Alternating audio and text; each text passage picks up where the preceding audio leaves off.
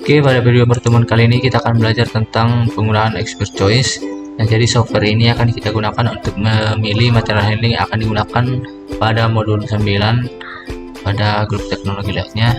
Nah, langsung saja kita mulai. Yang pertama itu kita buka dulu software expert choice-nya. Nah, untuk tampilan awalnya itu seperti ini. Nah, di sini kita pilih yang create new model. Kita oke.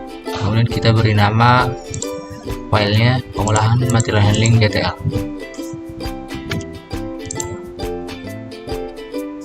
Nah, kemudian akan muncul goal description. Nah, di sini kita beri nama tujuan kita, yaitu menentukan material handling.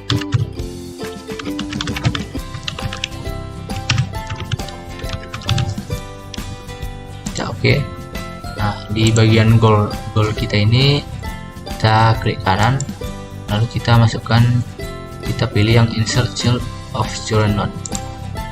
Nah, di sini kita akan memasukkan kriteria yang akan kita bandingkan dalam memilih material handlingnya. Nah, misal untuk kriterianya itu ada kecepatan, kemudian kriteria kedua itu misal yang akan kita bandingkan itu kapasitas, kemudian kriteria yang ketiga itu biaya pembelian. Nah, kemudian kita enter lagi. Setelah seperti ini kita klik nol saja. Nah, kemudian kita akan memasukkan jenis material handling yang akan kita bandingkan. Nah, di sini kita pilih di bagian yang add alternatif.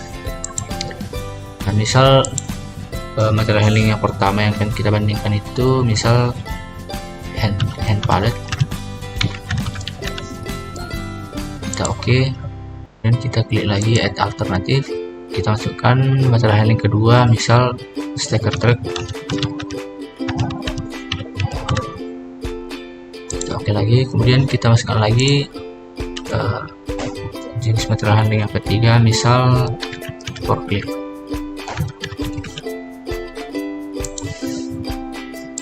Nah, setelah seperti ini kita akan membandingkan ketiga material handling ini berdasarkan tiga kriteria ini. Nah, yang kita lakukan itu kita klik di bagian pairwise numerical comparison. Kita klik. Nah, di sini kita akan membandingkan biaya beli dari ketiga material handlingnya. Nah, untuk prosedur penilaiannya itu kita pilih yang seperti ini. Nah, misal jika ini kan ada nilai-nilai. Nah, di sini nanti kita masukkan nilai-nilainya. Nah, jika kita masukkan 1 itu artinya dua faktor itu sama pentingnya. Jika kita masukkan nomor 3 itu artinya salah satu itu lebih penting. Jika kita masukkan nomor 5 itu artinya salah satunya itu jauh lebih penting. Itu juga untuk yang 7 dan 9. Lalu untuk yang bilangan genap itu artinya itu kita ragu atau tidak mengetahui tingkat kepentingan dari kedua material handling tersebut. Nah, misal kita bandingkan dulu yang pertama antara hand pallet dan stacker truck, yaitu dari segi biaya pembelian. Nah, misal hand pallet itu lebih murah biaya belinya daripada stacker truck, namun tidak rentangnya itu tidak terlalu jauh. Nah, berarti kita pilih nomor 3 di bagian hand pallet. Oke, selanjutnya kita bandingkan antara hand pallet dan forklift. Kita klik, kita bandingkan biaya beli dari hand pallet dan forklift. Nah, misal hand pallet jauh lebih murah, dan perbandingannya itu sudah cukup jauh, maka di sini kita pilih nomor 5 di bagian hand pallet. Nah, kemudian kita bandingkan antara stacker truck dan forklift. Kita klik. Nah, kita bandingkan, misal stacker truck lebih murah dari forklift, namun jarak biaya itu tidak terlalu jauh, berarti di sini kita pilih yang nomor 3. Nah, setelah muncul seperti ini kita klik yang bagian yes, dan kita bandingkan lagi kriteria yang kedua. Kita klik di bagian kecepatan, lalu kita klik pairwise numerical comparison. Nah, di sini kita akan membandingkan kriteria kecepatan dari ketiga material handling tersebut sama seperti sebelumnya yang bagian ini. Kita bandingkan antara hand pallet dan stacker truck. Nah, di bagian kecepatan misal stacker truck lebih cepat tapi tidak terlalu jauh. Nah, berarti di sini kita pilih nomor 3 di bagian di arah kecepatan, di arah stacker truck. Nah, kemudian kita bandingkan antara hand pallet dan forklift. Nah, perbandingan antara forklift dan hand pallet di bagian kecepatan itu misal forklift lebih cepat dan juga perbandingannya jauh. Berarti kita pilih nomor 5 di bagian forklift. Nah, kemudian kita bandingkan antara stacker truck dan forklift. Misal lebih cepat forklift namun rentangnya itu tidak terlalu jauh, berarti kita pilih yang nomor 3. Kita pilih yes. Nah, kemudian kriteria terakhir kapasitas kita bandingkan lagi. Kita klik di bagian sini. Nah, kita bandingkan antara ketiga material handling ini. Nah, pertama antara hand pallet dan stacker truck. Misal di bagian kapasitas ini antara hand pallet dan stacker truck itu perbandingannya sama, berarti di sini kita pilih angka 1. Kemudian yang kedua antara hand pallet dan forklift. Nah, misal untuk kapasitasnya itu forklift lebih unggul dan juga unggulnya itu jauh, berarti di sini kita pilih nomor 5 di bagian forklift. Nah, kemudian antara stacker truck dan forklift, misal forklift lebih unggul tapi perbandingannya tidak terlalu jauh, berarti di sini kita pilih yang nomor 3. Dan di sini kita klik yes. Nah, berarti dapat kita lihat untuk forklift yang material handling yang terpilih itu adalah material handling forklift dengan probabilitas 0,659. Nah, selanjutnya kita akan menghitung konsistensi antara kriteria yang sudah kita bandingkan tadi.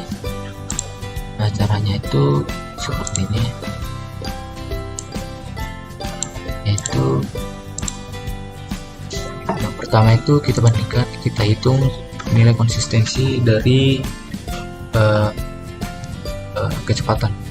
Nah, di sini kita tentukan CI-nya. CI itu kita dapat dari yang ini, apakah nilai CI.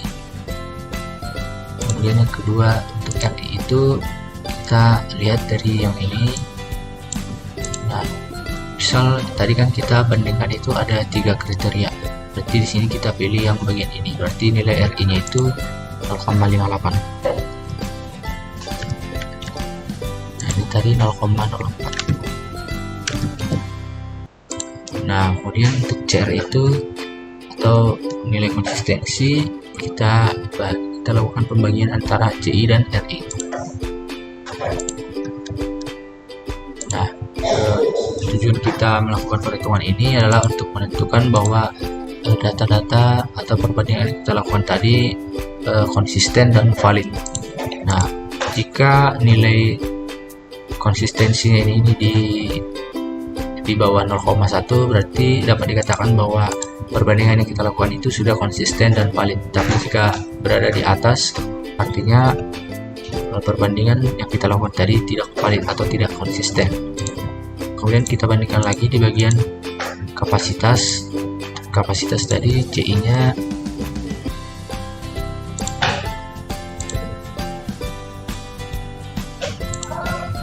(0,03). Sini nilainya sama untuk ketiganya.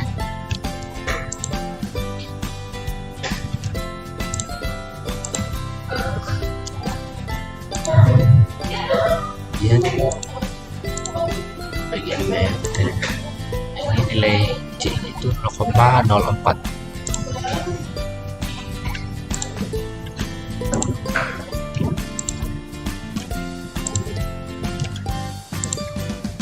Nah, dapat kita lihat bahwa 3 kriteria yang kita bandingkan tadi, nilai CR-nya itu atau konsistensinya itu valid semua, yaitu di bawah 0,1. Oke, sekian untuk tutorial penggunaan Solver export choice. Terima kasih.